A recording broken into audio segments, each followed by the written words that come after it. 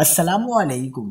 کراچی کے مختلف علاقوں میں بارش، ملیر کے علاقے گلشن قادری میں ژالہ باری، موسم خوشگوار ہو گیا۔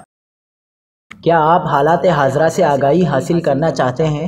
خبر کے پیچھے چھپے اصل حقائق جاننا چاہتے ہیں تو ابھی سبسکرائب کیجئے جلمل پاکستان کو اور ساتھ ہی گھنٹی کے نشان پر کلک کر دیں۔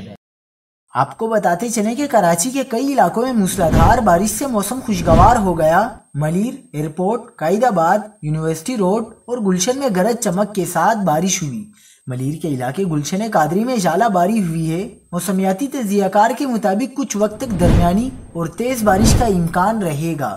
محکمہ موسمیات کے مطابق شہر قائد میں دن میں کہیں ہلکی اور کہیں درمیانے درجے کی بارش متوقع ہے۔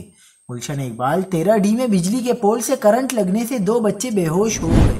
موجودہ سرکولیشن کم دباؤ اس وقت سکر کے اوپر موجود ہے، جس کی نم ہوائوں اور سپورٹ کے زیر اثر شہر قائد میں آج صبح سویرے ہی گرج چمک کے طوفان تشکیل پانا شروع ہوئے اور مختلف علاقوں میں اچھی بارش دیکھنے کو ملی۔ کراچی میں بارش کے امکانات آج رات تک موجود رہیں گے۔